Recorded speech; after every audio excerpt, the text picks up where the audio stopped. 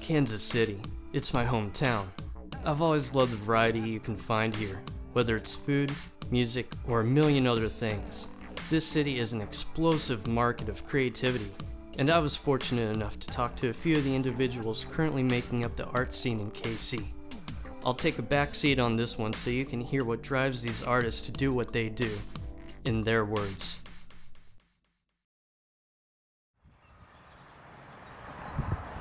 Probably when I was a little kid, my dad is an artist, so it was always in the family. My grandma and my grandpa are artists, so I just kind of grew up with it. Mm-hmm. So like it was always encouraged in my family. My dad was always painting, and he would always give us brushes and let us paint with him, and it was just natural for everyone to paint in the family. It was just something we all did. Since I moved here, I've done lots of local shows and met lots of local artists, and just I don't know, quite a bit actually. I actually surprised myself, you know, if I think back when I first moved here. Like all the stuff that I've got to do and all the places I've got to show work was pretty cool. And like the art scene in Kansas City is kind of like the New York of the Midwest. Like as far as the art scene, I think it's true. Like I mean, if you go to First Fridays and you see, like, especially in the summer months when it's nice, there's just like thousands of people there, you know. And even though maybe not every one of those people are there to buy art, they're there to see art, and it's that's a good thing, you know. Yeah. And just the whole Crossroads thing, people excited about art, it's awesome. Like, and for me, like I can't really think of anywhere else in the Midwest that does it like Kansas City, that I've seen anyway. So I dig it, you know. I think it's good.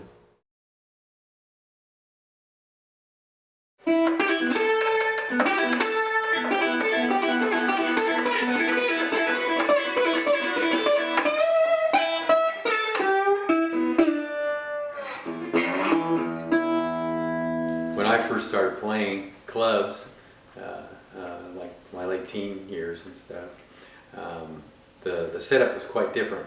In fact, the history of Kansas City and of, you know, music has been kind of, there's regional sounds and regional styles, and as communication gets more broad, those kind of tend to dissipate, you know.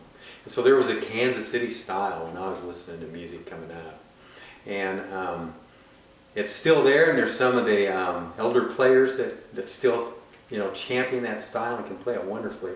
And it's been an influence to me, but I certainly didn't carry the torch for it. You know, I went on to different things of what I did, but it's always there, you know. And I love that style. I was able to play with some of the, you know, players that had played with Count Basie and stuff like that. It's like mind-boggling, you know. In my mind, and it may not be accurate, but what I think stands out about the music of Kansas City is the quality level of jazz that was born here, you know. Not that jazz was born here, but the type of jazz that came from here.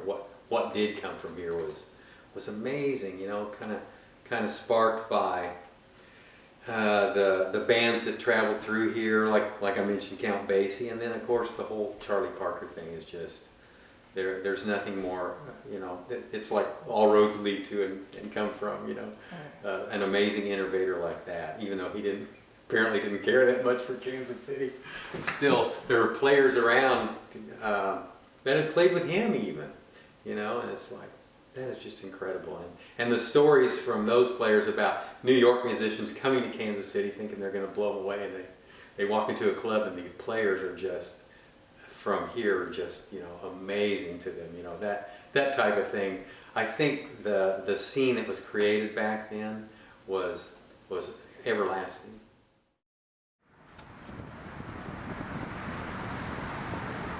I first got involved in the film scene in Kansas City when I started taking film classes at UMKC. I started working with some of the local film festivals and joined some Facebook groups actually that were connecting filmmakers to each other, and doors just started opening and I started getting to know more people and developing an idea of what it is that I want to see happening in Kansas City, what it is other people want to see happening in Kansas City, and what is happening, you know, right now, and how to get from where we are to where we want to be. There's this lovely creative ownership whenever you have a complete project, to look at something and say, I did that, you know, from infancy, from conception to the final product. And then it was really exciting. At UMKC, we put together a showcase every semester of like some of the favorite films that were made, and it was really exciting to see a very short montage film that I had made play on a big screen. Seeing my work up there and thinking, this is worth it. It's worth it to pursue this art and to pursue my joy.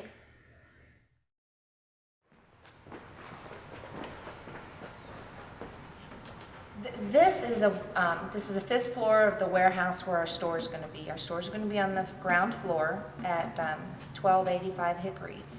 And what we're doing is allowing the vendors that have footprints and showrooms, basically, which are part of our store, we're allowing them to also have space up here so that they can work, so that they can bring back stock, so that they can store stuff, because the stock is constantly revolving and changing, and it's not uncommon for someone to have 3 or 4 really great pieces on a first Friday. We've got doors and walls to paint, we've got doors to replace, we've got all brand new lights. The lighting in here is dank, so we're putting in 32 overhead lights.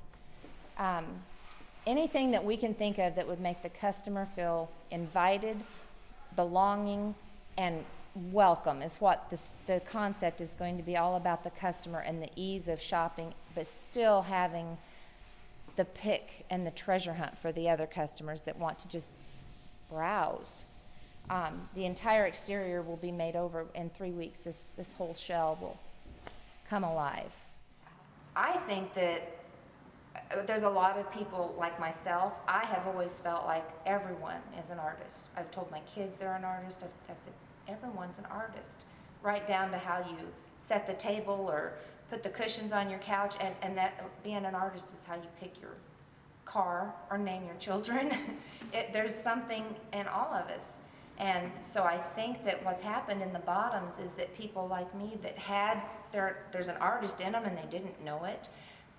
When a piece or something comes together and somebody just has to have it and they admire it and they desire it, I think there's a lot of people that have been artists their whole lives that didn't know it and they had no platform to prove it to themselves or others. I think the West Bottoms facilitates that in a great way. It's an invitation to evolve. And there you have it, just a microcosm, if you will, of a community that has given Kansas City its historical recognition in the arts. Whether it's a painter, musician, film director, or business owner, there will never be a lack of talent here, and that's what makes Kansas City such an interesting place to be.